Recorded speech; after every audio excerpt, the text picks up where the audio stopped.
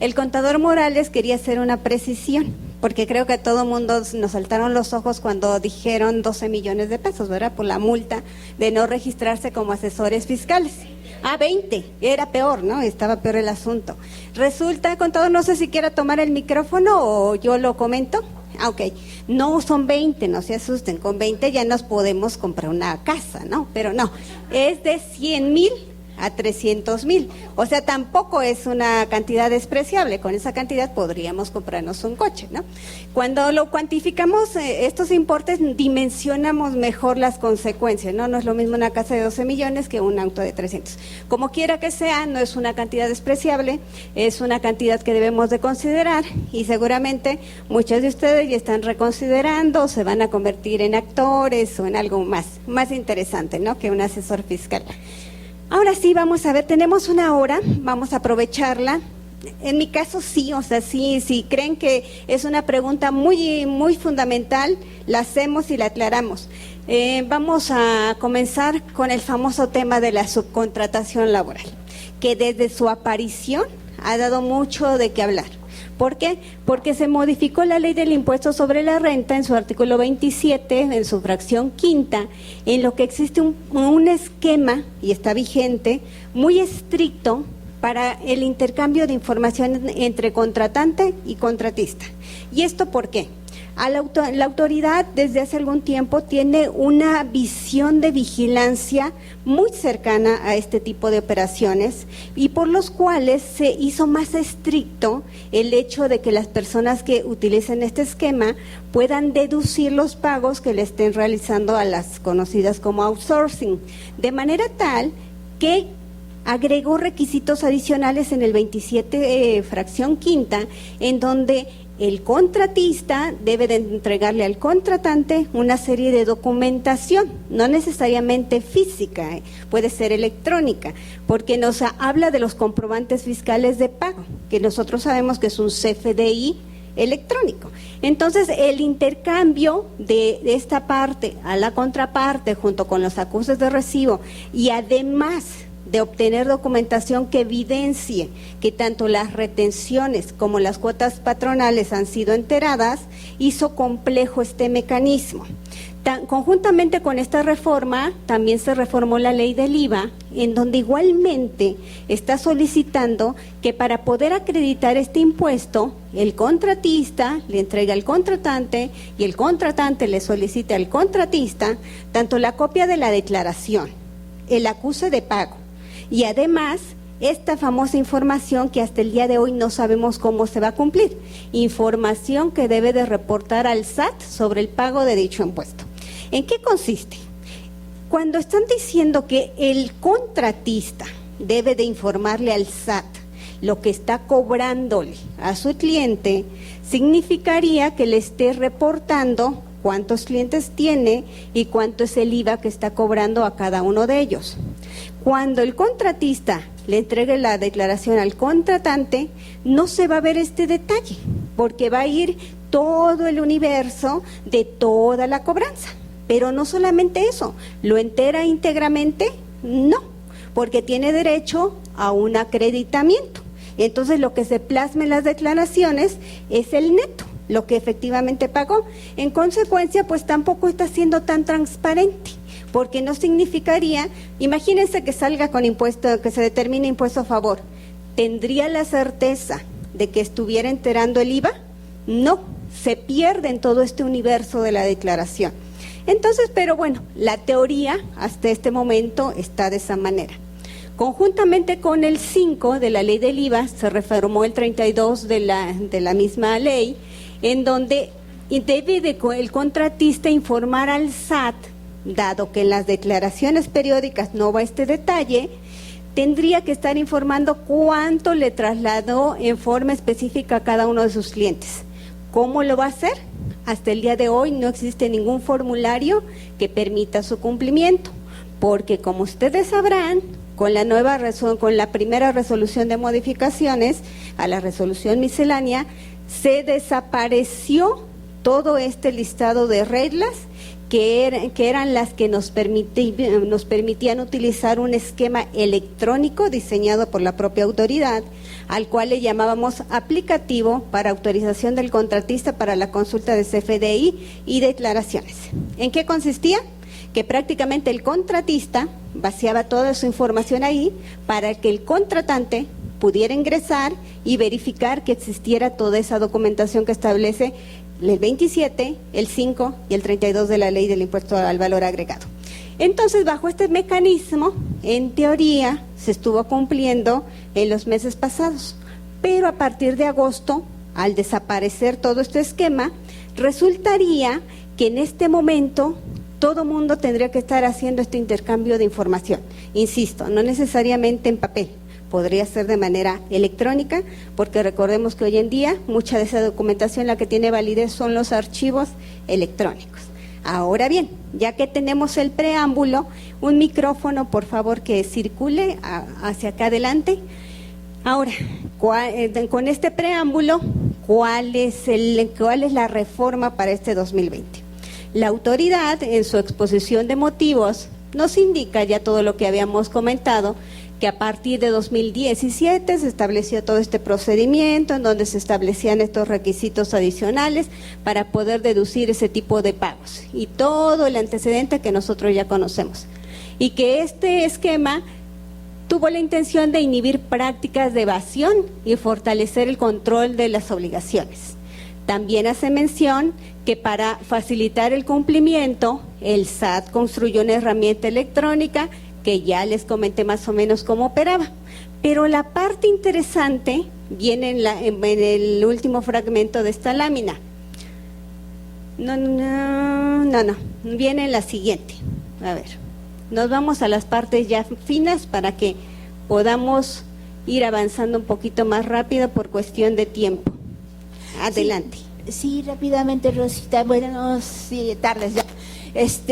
Ahora con esto de que no hay un formato para cumplir la información que pide la autoridad y que ahorita ya las medidas que el Código Fiscal están muy cerradas, entonces, ¿podría hacerse como escrito libre? Sí, es la única manera en la que se estaría desahogando. Porque se me ocurre, por ejemplo, me acuerdo del formato 1A, que antes eran las trimestrales de la declaración del IVA y del impuesto sobre la renta, algo parecido a eso, y llenarlo según el caso de cada quien, como tengamos nuestra como tú bien dijiste, es escrito libre, con tal de cumplir la obligación. Sí. Y cada quien adoptar el mecanismo. Y en un momento dado ir a y que me la sellen en las oficinas. O acercarse a la autoridad para buscar el mecanismo de cumplimiento. Insisto, al día de hoy no hay ningún mecanismo, ninguna herramienta electrónica, ningún formato electrónico que nos permitiera estar cumpliendo. Gracias, Rosy. Al contrario. Aquí está. Ya lo localicé en la página 7, justo en la que estábamos viendo. Vean aquí donde estoy señalando con el cursor. Sin embargo, dicha herramienta a la fecha no ha funcionado correctamente. Se está reconociendo que aun cuando existió la intención de facilitar el cumplimiento a través de esta herramienta, y al ser opcional, porque este mecanismo era opcional, si cualquier persona que no quiso adoptar este esquema de cargar la información electrónica y autorizar al tercero para que la consultara, debiera de estar haciendo todo el procedimiento completo. Pero la autoridad misma, y recordemos que no fue diseño de esta administración, fue un diseño, es una aplicación que dejó la administración pasada. En consecuencia, seguramente algo encontraron que están reconociendo que no está funcionando correctamente, y entonces se está readaptando todo este esquema, buscando una alternativa para seguir con el proceso de fiscalización, pero no a través de esta herramienta electrónica. Y aquí nos da más o menos el panorama, toda la explicación de motivos, que es lo que se pretende tanto en IVA como en impuestos sobre la renta, como medidas de control para poder seguir vigilando de que se pueda deducir este tipo de erogaciones. En cuanto a IVA, están proponiendo un esquema de retención. En cuanto a impuestos sobre la renta, están ligando la posibilidad de deducir este tipo de gastos siempre y cuando se haya enterado la retención de IVA. Es decir, están ligando ambas regulaciones para fortalecer el mecanismo de fiscalización. Y vamos a ver justamente cómo se está reformando el artículo 1A de la ley del IVA. Recordemos que el 1A que contiene todas las retenciones, las obligaciones de retención, y se está incorporando, están obligados y todo lo que sabemos, esto, lo que está apareciendo en color azulita. Las personas morales, y fíjense bien, por primera vez, las personas físicas con actividades empresariales que reciban servicios de subcontratación deberán de retener el IVA. Hasta este momento no sabemos si el 100% o va a ser una en parte proporcional, por ejemplo, como en el caso de honorarios o arrendamiento. Entonces, hoy en día, en el supuesto que yo prestara servicios de outsourcing, ustedes me contratan. ¿Quién paga el IVA? Ustedes me lo pagan a mí. ¿Quién tiene derecho a la deducción? Ustedes. ¿Quién tendría derecho al acreditamiento? Ustedes. Como no confían en que el outsourcing esté enterando el IVA que ustedes me están pagando, están estableciendo este mecanismo de retención. En consecuencia, yo no recibiría nada, el IVA lo retendrían ustedes, pero tratándose de retención, ¿cuándo podríamos acreditar el IVA? Hasta que estuviera efectivamente pagado. Está garantizando la autoridad primero recibirlo y después la posibilidad de que el contribuyente lo acredite. Así de estricto está el asunto. El IVA sí se traslada, sí se causa, sí se cobra, pero se retiene y se condiciona su acreditamiento a que primero se entere a la autoridad. Sí queda claro, ¿verdad? En cuanto al IVA. Ahora vámonos a impuestos sobre la renta. Impuestos sobre la renta, como les comentaba, ahora lo está ligando a la ley del IVA el tema de la deducibilidad. Para el IVA ya quedó claro el esquema de acreditamiento. Para la deducibilidad de ese gasto, lo que se está agregando en negrilla es lo que, más bien dicho, lo que se está resaltando en negrilla es lo que se está adicionando en esta propuesta. Cumplir con las obligaciones de esta ley y las demás disposiciones fiscales, es decir, esta nueva que se acaba de incorporar de retención, en materia de retención y en entero de impuestos. Y nos pasamos, y todo este texto que nosotros habíamos visto de la obligación de entregar las declaraciones y el entero de las cuotas obrero-patronales y los comprobantes de nómina, es lo que desaparece. Desaparece ya esta obligación y en sustitución está la retención del IVA ligado con impuestos sobre la renta, de que no lo voy a poder acreditar si no cumplo primero con la retención y el entero. En esta misma lámina, pero en la fracción sexta, lo que está resaltado con negritas. Entonces, muy interesante. Creo que está haciendo más sencillo, es mucho más sencillo realizar una retención de IVA y después acreditarla a todo este mecanismo complejo que existía respecto de toda la documentación que tendría uno que entregarle y el otro que exigirle. Y entonces así queda reducido el tema de outsourcing. En cuanto al quinto, que también comentábamos, que ya sabemos que tiene los requisitos para realizar el acreditamiento de IVA, se elimina todo lo que decía de la famosa informativa que no sabemos en dónde presentar, de recabar la copia de la declaración y del pago, todo eso se elimina. Entonces subsiste únicamente o aparece el nuevo mecanismo que es la retención del IVA para personas morales y personas físicas con actividad empresarial. La parte que le corresponde al 32, que sabemos que el 32 contiene las obligaciones de los contribuyentes del IVA, también desaparece la parte de informar el IVA que se le cobró a cada uno de sus clientes. En consecuencia, regresa el texto como estaba antes de la reforma para outsourcing y se incorpora el tema del acreditamiento y el condicionamiento de poder deducirlos siempre y cuando se hubiera llevado a cabo la retención en materia de IVA. Hasta acá va claro, ¿verdad? Muy bien. Ahora, nos damos un salto. Damos un salto hacia hacia el tema de las plataformas digitales. Hoy en día sabemos que existe un mecanismo de retención para los servicios de transporte de pasajeros y entrega de alimentos. Y además existe el pronunciamiento de la autoridad respecto a los servicios de hospedaje. Entonces, si se dan cuenta, están regulados, sí, pero a través de resolución miscelánea y la posición de la autoridad a través de criterios no vinculativos. Pero no significa que exista un tratamiento específico para ellos en la ley del impuesto sobre la renta o en la ley del impuesto al valor agregado. Coincido con la postura de la autoridad en que dicen que no se están creando nuevos impuestos.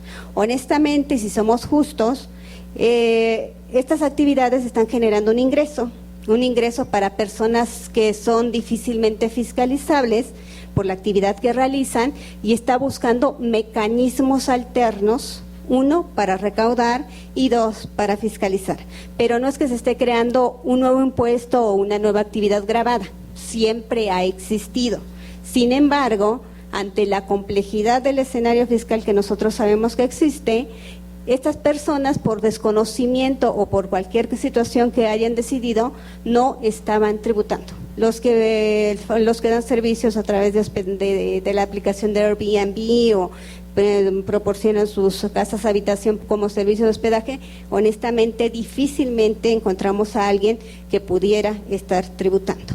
Y también estos, los de transporte de pasajeros, como tipo Uber, o seguramente ustedes ayer con la marcha de los taxistas vieron cómo están las estadísticas de estas aplicaciones y cómo ha crecido los usuarios, prácticamente ya está 50-50. Por eso los taxistas están pidiendo su regulación y creo que tienen razón. O sea, si somos justos, creo que también tienen razón, porque ellos pasan por filtros muy estrictos cuando los de las aplicaciones no. Y entonces, bueno, desde el punto de vista de mera justicia, hoy en día existe todo ese esquema. No lo vamos a analizar punto por punto porque es bastante amplio, pero se los dejo ahí como para que ustedes tengan el contraste contra lo que se pretende implementar. Si nos concentramos exclusivamente para los del régimen de incorporación fiscal, que únicamente obtengan ingresos de este tipo, es decir, de transporte de pasajeros, ellos son los únicos que tuvieron la posibilidad, en el mecanismo que existe el día de hoy, de decirle a la plataforma, reténme o no reténme.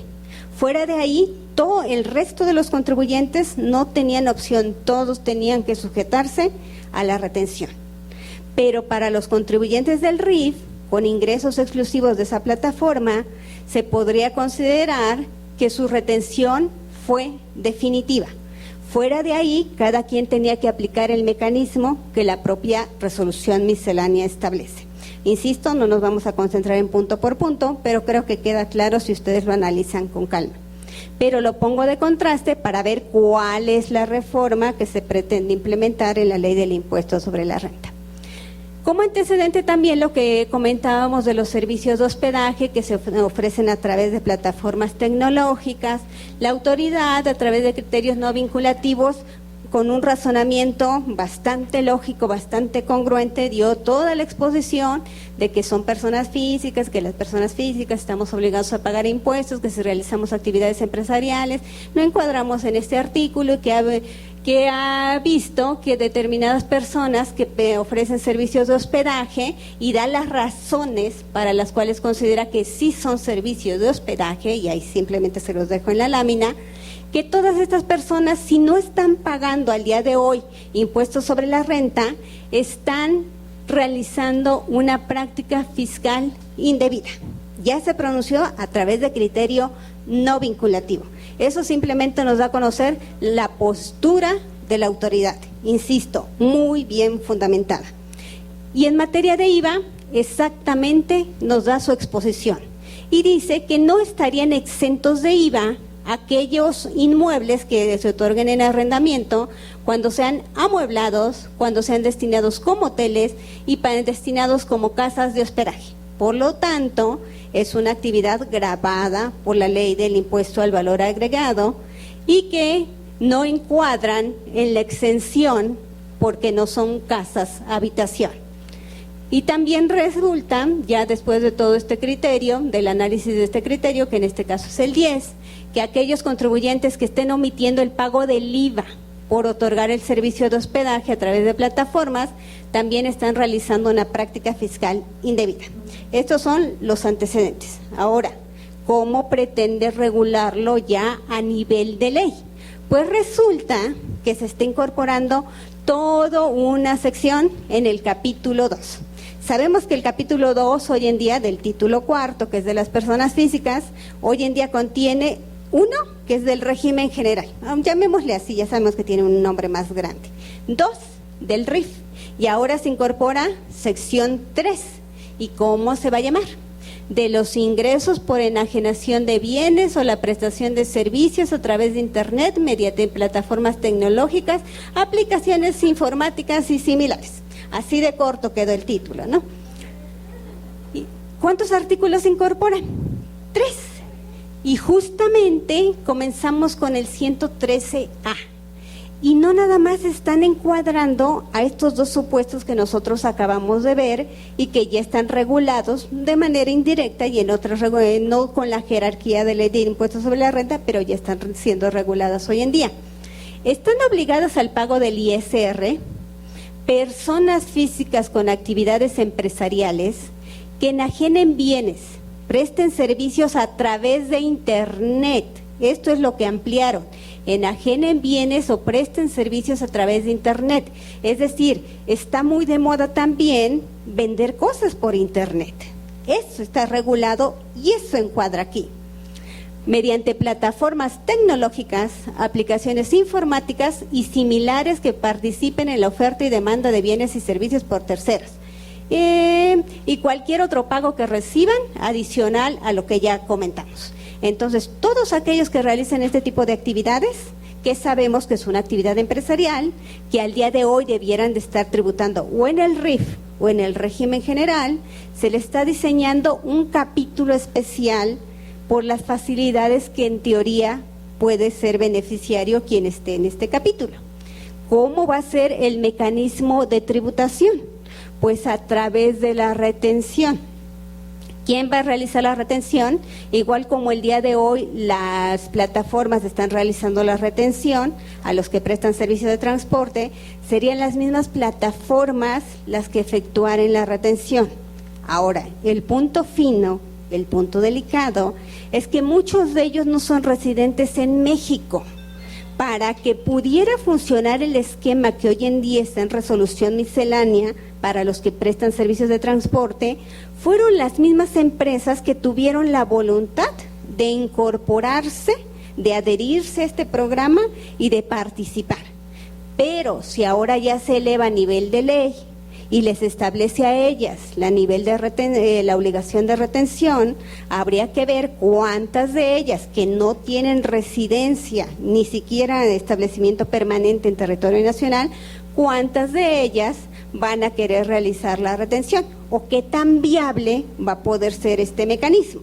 Entonces, esa es la salvedad, o sea, el mecanismo pareciera que es un mecanismo simplificado para las personas que están obteniendo ingresos de este tipo. En la vida real, ¿va a funcionar? Yo tengo mis dudas. Bueno, es mecanismo de retención. A diferencia del mecanismo que existe el día de hoy, pues aparecen 3 tablas. Hoy en día, en resolución miscelánea, hay una sola e integra impuestos sobre la renta e IVA. Extrañamente, para esta incorporación en la ley del impuesto sobre la renta, sí existe tabla, pero en la ley del IVA no se incorpora nada. Quizá se vaya a seguir considerando a través de la misma resolución miscelánea. Pero de un análisis muy muy rápido, las tasas sí se ajustaron. ¿Cómo creen que hayan sido? ¿Hacia la baja o hacia la alza? Hacia la alza. No son los mismos rangos, no son los mismos porcentajes, pero en términos muy generales se elevaron con respecto de los que hoy en día existen para impuestos sobre la renta en resolución miscelánea. Y hay 3 tablitas. 1, para los que presten servicios de transporte de pasajero y entrega de bienes. 2, para únicamente quien realice la prestación de servicios de hospedaje. Y 3, para quien realice un híbrido. Es decir, realizas de todo, te aplicaría esta. Habría que ver el tema del IVA. Insisto, no hay tablita para la ley del IVA. vamos a seguir monitoreando qué tanto evoluciona esta situación. No, hay, como bien les comentaba, son 3 artículos muy extensos, pero la diferencia, una de las grandes diferencias, es de que aquellas personas que tengan ingresos de este tipo, de hasta 300,000 pesos, van a poder considerar como definitiva la retención. Recuerdan que cuando vimos la tablita que está en resolución miscelánea, les comenté que solamente un grupo al día de hoy puede considerarlo como definitiva, y que son los del RIF con ingresos exclusivos. En este caso se amplía, o sea, tú no tienes ingresos mayores a 300,000 pesos, puedes considerarla como definitiva, pero tienes que dar un aviso. Al día de hoy no existe un aviso obligatorio para personas físicas, el aviso la dan las plataformas. Y tercera diferencia, una vez que ejerzas la opción de que la retención sea definitiva, no la vas a poder variar por un periodo de 5 años. Entonces hay que evaluar bien en qué régimen van a querer tributar estas personas. Para efecto del IVA, relacionado con el mismo tema, se reforma el 15, el artículo 15 en su fracción quinta, en donde claramente, ahora sí claramente, porque muchas personas todavía tenían duda respecto de que si estaba grabado o exento el servicio que se daba de transporte de pasajeros a través de las plataformas. La postura de muchos siempre había sido, es un acto grabado, porque es transporte privado, o sea, no andan recogiendo a la gente en la calle como todos los taxis que pueden pararse y recoger transporte, están funcionando de manera privada a través de la aplicación. Entonces incorporó la parte que está resaltado en color negro. No se considera transporte público, es decir, no está exento porque el artículo 15 menciona la exención en el caso de prestaciones de servicios. No está exento aquel que se contrate mediante plataformas de servicios digitales, es decir, más claro no puede estar. Todo lo que se ofrezca a través de esas aplicaciones es una prestación de servicios grabado. A continuación, estos ya son temas más digeribles. Mucho de lo que está buscando la autoridad es de que ciertas disposiciones tengan la jerarquía debida. Hasta el día de hoy, por ejemplo, este tema, que nosotros si nos remitíamos al 16 de la Ley de Ingresos de la Federación, y por eso se lo resalté, actual, existe un listado en donde nos dan a conocer una serie de estímulos fiscales. Uno que ha permanecido durante ya varios años y sobre todo derivado del tema de la desaparición de la declaración informativa de las retenciones, o conocido como el anexo 2.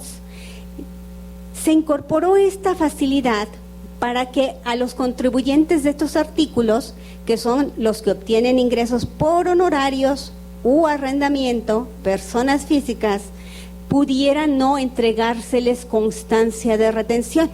Y ustedes preguntarán, pero ya no existen las constancias de retención. Pero resulta que el texto del 106 y 116 seguían conteniendo la obligación de entregarle constancias.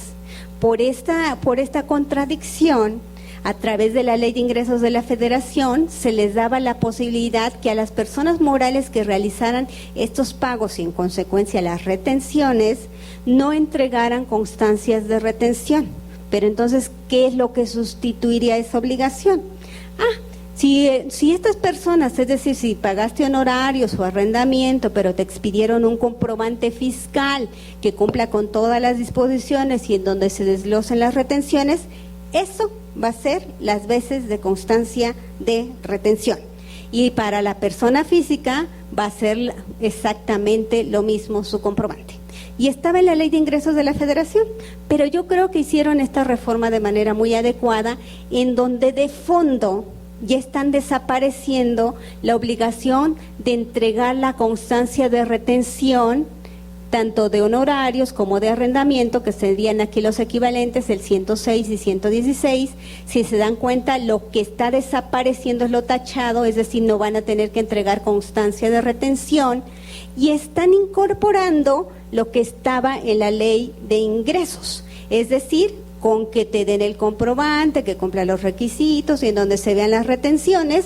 Eso va a ser las veces no de constancia. Vean cómo quedó la redacción, se los voy a poner en el 106. La regla, la norma nos dice, deben de proporcionar comprobante fiscal y constancia de retención, lo cual ya de origen era una contradicción, porque hoy en día sí existen las constancias, pero no como las conocíamos en el pasado. Tienen un formato electrónico específico que hoy en día las conocemos como CFDI de retenciones e información de pagos. Y el texto pareciera indicar que eran dos asuntos diferentes. Por un lado un comprobante fiscal y por el otro una constancia de retención. Entonces, perfeccionando la redacción con la realidad existente al día de hoy, desaparece el párrafo donde indicaba constancia y simplemente deja comprobante fiscal, porque insisto, si hay un comprobante fiscal llamado CFDI de retenciones e información de pagos, pero aun cuando subsiste la obligación de entregar el comprobante fiscal, también incorporan la posibilidad de que no le entregue otro comprobante fiscal diferente al que ya me entregó el prestador del servicio o quien me rentó el bien. ¿Sí queda claro? Quizás no, para nosotros estas redacciones ya ni siquiera las percibíamos, pero para que ustedes sepan de fondo cuál fue la reforma en el 106 y en el 116. Simplemente se perfeccionó la redacción y se incorporó la facilidad que ya teníamos, pero a través de Ley de Ingresos de la Federación. Bueno, y entonces ya como que están depurando la Ley de Ingresos, ¿no? O sea, lo que están concentrando en la ley que les corresponde. Y en lo que corresponde, en lo relativo a la Ley del Impuesto al Valor Agregado, que también hay retenciones, en el 32, fracción quinto, insisto, el 32 es de las obligaciones de los contribuyentes del IVA, se adiciona el párrafo en donde exactamente se incorpora lo que ya se incorporó en los dos artículos anteriores. Esa es la reforma en el 32 y en el 106, sí, y el previo, ¿cuál fue? 116. Muy bien. Ahora, esto sí es bien interesante y hay que saberlo qué implicaciones son las reales. No, esta incorporación, este 116 en su fracción tercera adicionado, no es algo adicional para los contribuyentes que obtengan ingresos por arrendamiento y que han venido cumpliendo bien sus obligaciones en materia de expedición de comprobantes fiscales. Si le damos el enfoque correcto, esta reforma va dirigida a aquellas personas que rentan inmuebles, pero que ni están inscritas, ni dan comprobantes y mucho menos seguramente pagarán sus impuestos, pero que la autoridad no los tiene detectados. Pero ahora ya busca una forma de detectarlos, quizá no en su totalidad, pero un universo reducido, en los cuales en los juicios de arrendamiento inmobiliario obtienen una sentencia a su favor y en los que obtienen los ingresos por las rentas que están demandando su pago. Ahora resulta que como condición se está estableciendo que cuando se les condene al pago de rentas vencidas, la autoridad judicial, imagínense hasta dónde extendió ya este marco de fiscalización, ¿quién le va a ayudar? La autoridad judicial va a requerir al acreedor que compruebe haber emitido los comprobantes fiscales. Es decir, si es un contribuyente que no está dado de alta, que no ha venido pagando sus impuestos y que mucho menos entrega un comprobante fiscal, ese va a ser el momento en que lo van a detectar. Y no va a poder cobrar sus rentas si no entrega primero el comprobante fiscal. En el caso de que el acreedor no acredite haber emitido dichos comprobantes, la autoridad judicial debe de informar al SAT la omisión en un plazo máximo de 5 días, a partir del vencimiento del plazo que le haya otorgado para cumplir el requerimiento. La información, pues ya dice que se la debe de enviar al SAT, pero si esto no fuera suficiente, la autoridad judicial no debe autorizar la entrega al acreedor si éste no acredita previamente haber emitido los comprobantes fiscales. Aun cuando tenga ganado el juicio, no puede entregarle, no va a poder recibir ese importe si no acredita haber expedido el comprobante fiscal. ¿Y qué pasa si la autoridad judicial ignora este señalamiento? Pues resulta que será responsable solidario con este contribuyente que no está pagando sus impuestos. Entonces, si se dan cuenta, está tratando la autoridad de llegar a esos rincones que quizá tenía, no sé, no ubicados, o quizá estos pequeños ingresos, porque en realidad de los contribuyentes puede ser que no sean tan pequeños, pero por ejemplo los servicios de transporte de pasajeros, de entrega de alimentos, los servicios de hospedaje y de estos ingresos por arrendamiento, son ingresos que son fácilmente perdibles, por ponerles un titulito, y que no fácilmente ubican al contribuyente que los está obteniendo. Entonces está buscando estos medios adicionales para que los contribuyentes seamos más, para extender más el universo de personas que contribuyan con los impuestos que les corresponden. La PTU, como bien le comentamos, se está incorporando a la ley mucho de lo que ya existía, que ya estamos aplicando al día de hoy, pero que no está contenido exactamente en la ley que le corresponde. Otro tema es el de la PTU. Sabemos que nosotros tenemos derecho a ir reduciendo la utilidad fiscal en nuestros pagos provisionales con la PTU efectivamente pagada, y lo disminuimos desde mayo hasta diciembre, es decir, lo dividimos en 8 y después lo vamos acumulando hasta poderla restar en su totalidad en el pago provisional de diciembre. Sin embargo, este procedimiento no estaba implícito, no estaba incluido en el 14. El 14, recuerden que es el que nos establece el procedimiento para la determinación de nuestros pagos provisionales. Estaba contenido hasta este año en la Ley de Ingresos de la Federación en el 16, en el apartado de estímulos fiscales, pero ahora en la fracción 8. Pues resulta que todo esto que ya venimos utilizando se va a incorporar en el 14. El 14 que dijimos que es el que nos establece cómo realizar nuestros pagos provisionales, y prácticamente bajo las mismas reglas, es decir, a partir de mayo una octava parte, un efecto acumulativo para restar nuestra utilidad fiscal a nivel de pagos provisionales. Otro tema que también es fiscalización, como les comentaba, extensión de hasta dónde puede lograr llegar a contribuyentes que hasta el día de hoy no están tributando como debieran. Este escenario no es novedoso. Si ustedes hacen memoria, si nos vamos al 2015, o sea, ya pasa un poquito de tiempo, pero recordarán sobre todo una empresa muy famosa de venta por catálogo, no sé si sigue siendo famosa, pero en ese entonces sí lo era, adoptó un esquema para retención de impuestos sobre la renta para todas aquellas personas que le compraban productos y que ellos revendían por catálogo. Pero simplemente estaba a nivel de resolución miscelánea, fue hasta ahí donde llegó y no resultaba obligatorio el esquema de retención. Fue un acto de buena voluntad, de cooperación de esa empresa para que las personas que vendieran sus productos estuvieran dentro de un marco correcto de tributación en impuestos sobre la renta.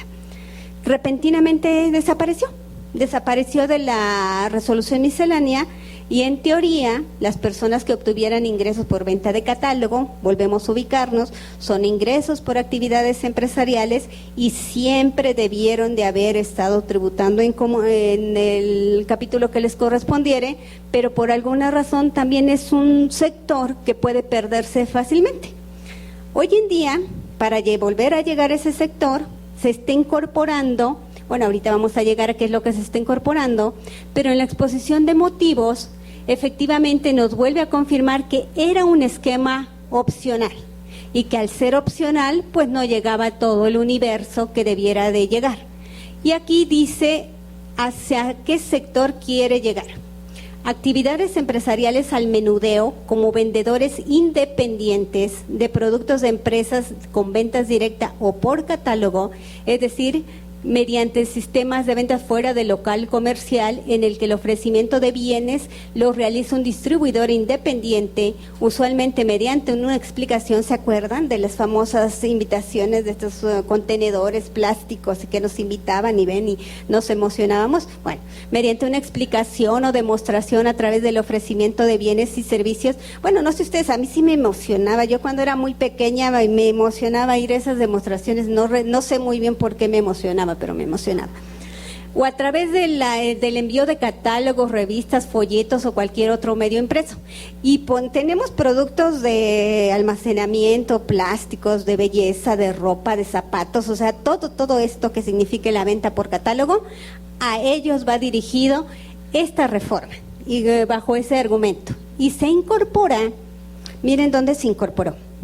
Dentro del capítulo de las obligaciones de las personas morales, es decir, es una obligación, ya no es opcional, es una obligación de las personas morales.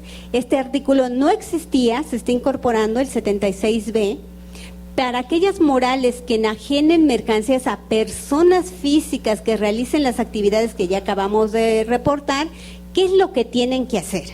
Primero, determinar, retener y enterar el impuesto sobre la renta. ¿Cómo lo van a hacer?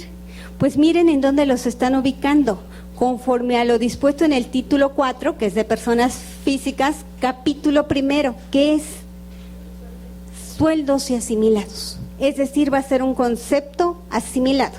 Es un concepto asimilado porque recuerden, ya está contemplado, ahí no se sufrió reforma.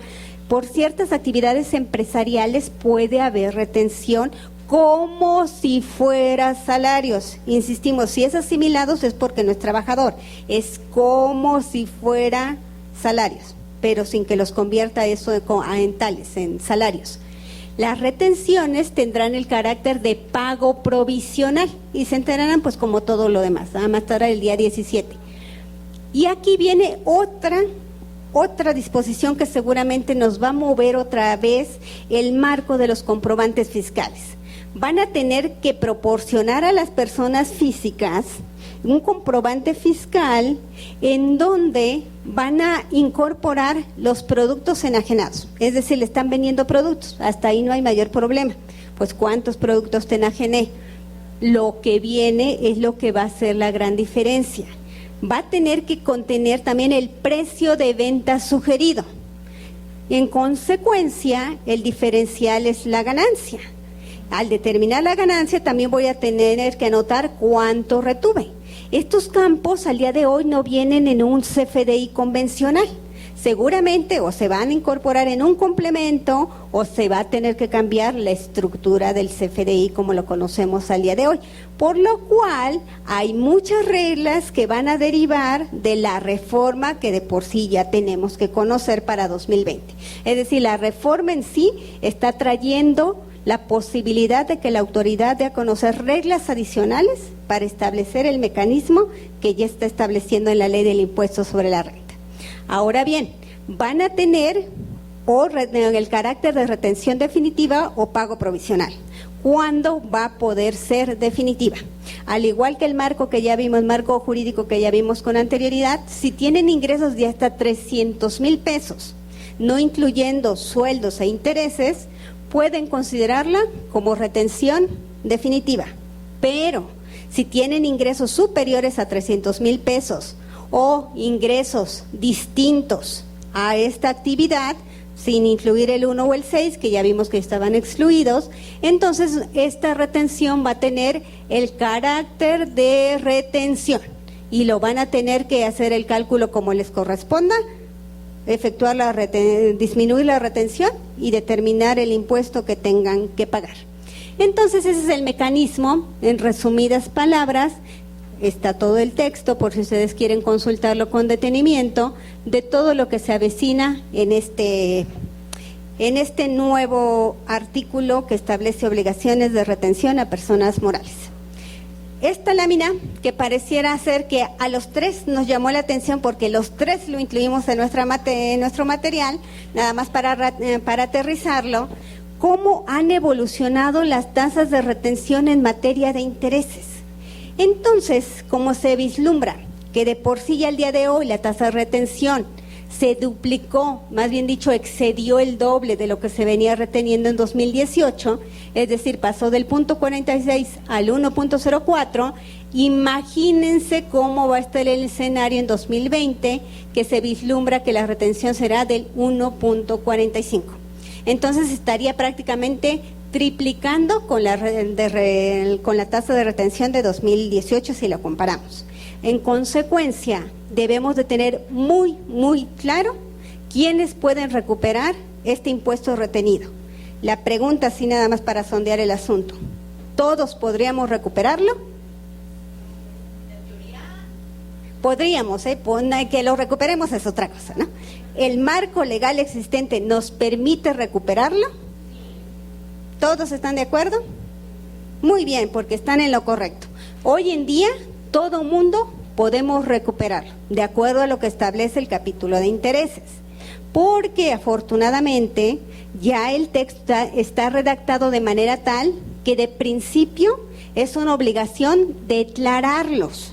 Al ser obligación declararlos y acumularlos, del mecanismo del procedimiento que resulte, si tenemos un saldo a favor, nos originaría que ese saldo a favor nos lo devolvieran. En consecuencia, solamente las personas que decidan, porque existe una facilidad, no presentar su declaración anual por ser su único ingreso y por no exceder los intereses reales de 100,000 pesos, son los únicos que considerarían como retención definitiva. Pero es una opción. Yo creo que hoy en día todo mundo debiera de no ejercer esa opción y de recuperar el impuesto que se les retenga. Pero insisto, es una opción el no acumularlos y el no recuperarlo siempre y cuando sea su único ingreso y los ingresos reales no excedan de 100,000 pesos. El resto, obligatoriamente, tendríamos que acumularlo, declararlo y recuperar el saldo a favor o pagar el impuesto que nos corresponda. Entonces, únicamente esta es la parte que a mí me corresponde, es la precisión de que todo mundo podríamos recuperar el impuesto sobre la renta retenido por intereses.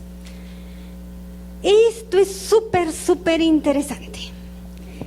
Muy interesante, yo le diría, porque la ley del impuesto al valor agregado a mí se me hace una ley muy digerible, muy entendible, con un enfoque de veras muy particular. A diferencia de la ley del impuesto sobre la renta, en que prácticamente cualquier ingreso, y así está dicho, cualquier ingreso se considera para efecto de la ley del impuesto sobre la renta un ingreso en principio, y no importando en dónde lo obtengamos, en México, en Australia, en donde sea, es un ingreso para la ley del impuesto sobre la renta, que existen tratados de doble tributación, que existen mecanismos de retención, mecanismos de acreditamiento, eso es otro escenario. Pero de entrada, en la ley del impuesto sobre la renta, prácticamente todo es ingreso, con sus salvedades. En la ley del impuesto al valor agregado, existen 4 capítulos muy bien definidos y existe una condición para que se considere que causamos impuesto al valor agregado, que siempre y cuando realicemos una de estas 4 actividades, de una vez paso la lámina para esta. En el artículo 1, si realizo alguna de estas actos o actividades en territorio nacional, es decir, desde aquí ya se aprecia una gran diferencia con la ley del impuesto sobre la renta, siempre y cuando lo realicemos en territorio nacional, somos contribuyentes del IVA. Y siempre y cuando realicemos una de estas 4 actividades: enajenemos bienes, prestemos servicios independientes, otorguemos el uso o gozo temporal de bienes e importen bienes y servicios. Es decir, están precisas, son 4 capítulos nada más. Y para que sepamos si somos contribuyentes o no, tenemos que ver si realizamos una de estas 4 en territorio nacional. Entonces, la estructura de la ley del impuesto al valor agregado, en cada uno de estos capítulos, tienen un artículo específico que nos señalan cuándo se realizan en territorio nacional. Entonces, por eso que les digo que la ley del IVA es muy amigable para su interpretación y para su entendimiento. Entonces, ya que hicimos este preámbulo, creo que podemos entender bien con el que partimos. Actos no objeto del IVA. ¿Qué significaría en palabras simples? Si no me ubico en alguno de estos supuestos, en consecuencia, no son objeto de IVA. Así de simple, pero lo puso la autoridad en estos términos. Para efectos de esta ley se entienden actos o actividades no objeto aquellos que realice el contribuyente diversos a los establecidos en el artículo primero, por los que obtenga ingresos para cuya obtención realiza gastos e inversiones en los que le fue trasladado el IVA. Entonces, ¿cuál es la esencia de esta reforma? La autoridad se dio cuenta que existe algo extraño en el mecanismo de acreditamiento. Si yo, autoridad, estoy siendo muy precisa en indicarte que solamente eres contribuyente cuando realices una de estas 4 actividades y en territorio nacional, si obtienes ingresos diferentes a los que te estoy señalando, por los cuales estás efectuando gastos, no tienes derecho a recuperar ese IVA por esos gastos que no tienen nada que ver por las actividades que sí te estoy grabando. En sentido de justicia creo que suena lógico, ¿no? Si únicamente te estoy grabando estas, lo único que te permito acreditar es lo que derive de los gastos que realices para obtener estos. Si estás realizando otras actividades que no estén grabados por la ley del IVA, no te permito tampoco que acredites lo que esté relacionado con esos actos. Entonces, se los acabo de decir con palabras muy, muy ligeras, ¿no? Pero la esencia es esto, regular todo el mecanismo de acreditamiento, los requisitos de acreditamiento, de determinación de la proporción y determinación del impuesto acreditable cuando existan, me fui a otra lámina, perdón, cuando existan actos o actividades no objeto del IVA. Insisto, desde el punto de vista de justicia creo que resulta razonable. Ahora, los servicios digitales, que va a ser todo un tema. Y el preámbulo empieza con el 1A, en donde ya nos empiezan a remitir a artículos que no existían. Cuando los contribuyentes en México proporcionen servicios digitales de este artículo que se acaban de incorporar, les están estableciendo obligaciones adicionales. Creo que hasta aquí nos quedaremos porque es muy extenso, en el sentido de que están teniendo una intención muy especial de regular los servicios digitales que hasta el día de hoy no tenían el marco jurídico necesario para poderlos grabar en la ley del IVA. Entonces, a los que ya estén proporcionándolos, los que sean residentes en México, simplemente se les están estableciendo obligaciones adicionales. Pero lo interesante sería irnos al 18B. El 18, porque otra vez el 16 del IVA, que es el artículo que se ubica en el capítulo de la prestación de servicios, ¿recuerdan que les dije que para saber si éramos contribuyentes del IVA, estos actos o actividades se tenían que prestar en territorio nacional? Y que existía un artículo en cada capítulo que nos decía cuándo se consideraban prestados en territorio nacional. Pues en el capítulo de prestación de servicios es el 16. Y hasta donde está la redacción hasta el día de hoy, dice, se considera que la prestación del servicio se realiza en territorio nacional cuando en el mismo se lleva a cabo total o parcialmente por un residente en el país. Entonces, ¿qué pasaba con estos servicios digitales que no fueran prestados por un residente en el país? Pues no estaban grabados con la ley del IVA. La principal transformación en esta reforma es que tratándose de servicios digitales, y otra vez nos remiten al 18B, prestados por residentes en el extranjero sin establecimiento en México, también se considera que se prestan en territorio nacional, siempre y cuando el receptor se encuentre en dicho territorio. Es decir, cambió totalmente el marco de qué es lo que se considera prestado en territorio nacional. Se amplió a que lo prestara un residente en el país. Ahora, para servicios digitales se enfoca en dónde se encuentra quien recibe el servicio. Si se encuentra en territorio nacional, con independencia de quién lo preste, se considerará un acto grabado por la ley del IVA. Y ahora sí, ya que 2 artículos nos están mandando al 18B, pues vamos a ver que contiene ese famoso 18B. Y para que vean qué tan importante es este tema para la autoridad, se incorporó todo este capítulo 3 bis, que se llama de la prestación de servicios digitales por residentes en extranjeros sin establecimiento en México. Y la sección 1, y por si no fuera poco, también la sección 2. En la primera sección 9 artículos y en la segunda JKLM 4. Entonces, una cantidad interesante de artículos. Pero vamos a ver qué se considera servicio digital. Si lo quieren regular, pues veamos qué es para la autoridad servicio digital. Se consideran los que a continuación se mencionen cuando se proporcionen mediante aplicaciones, como ya nos alcanzó la modernidad. Entonces, si se dan cuenta, el enfoque es hacia estas tecnologías. Aplicaciones, contenidos en formato digital a través de Internet u otra red, fundamentalmente automatizados, pudiendo o no requerir una intervención humana mínima, siempre que los servicios mencionados por los cuales se cobra una contraprestación. Pues sí, ¿verdad? Si es gratuita, ¿cómo se va a cobrar? Y vean el listado: descarga o acceso a imágenes, películas, textos, información, video, audio, música, juegos, incluyendo juegos de azar, contenidos multimedia, ambientes multijugador, obtención de tonos de móviles, visualización de noticias en línea, información sobre el tráfico, y los pronósticos meteorológicos y estadísticos. No se aplicará si descargas libros, periódicos y revistas. Obviamente, esto está exento, ¿no? Ay, ¿quién quiere, verdad? ¿Verdad? Bueno, los libros no, podemos seguir leyendo. Los de intermediación entre terceros, es decir, si existe un tercero, también está aquí. Los clubes en línea y páginas de citas. Los de almacenamiento de datos, estos es pero súper común.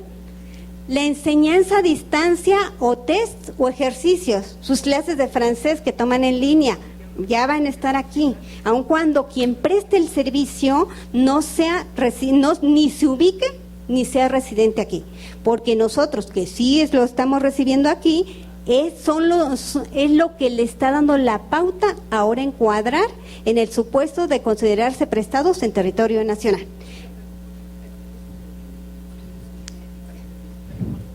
El micrófono, aquí es que a la compañera le interesó lo de las páginas de citas. A ver, vamos a ver. ¿No?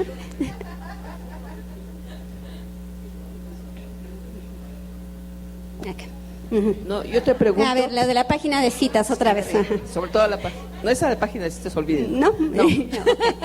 Los bien. cursos que se llegan a impartir, por ejemplo, en el internet, de inglés, francés, qué sé yo, gratis, entonces esos ya están grabados. Bueno, van a estar grabados. No van a ser gratis. No, aquí la condición es siempre y cuando se cobra una contraprestación. Si nos lo dan gratuitos, esos siguen estando igual. ¿Sí? Pero si nos cobran, porque hay muchas empresas de estos servicios de idiomas y no son gratuitos. Igual, si entras a una página de citas gratuita, tampoco. Pero sí te cobran una cuota por enlace, ¿no? Bueno, vamos a darle un chispazo de cómico a este escenario que no se ve nada sencillo, honestamente. Ahora, sus obligaciones.